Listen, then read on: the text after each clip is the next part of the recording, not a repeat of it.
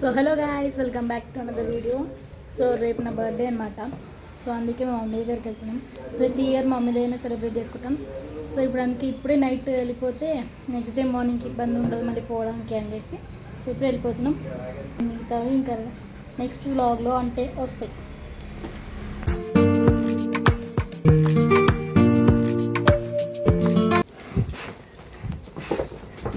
9:45 లేవు. Happy birthday to you. Happy birthday to you. Happy birthday to Gayatri. మా వాళ్ళు night 12 o'clock cake తీసుకొచ్చి నాకు సర్ప్రైజ్ ఇచ్చారనమాట. Birthday to you. ఎట్లా తీసుకొచ్చి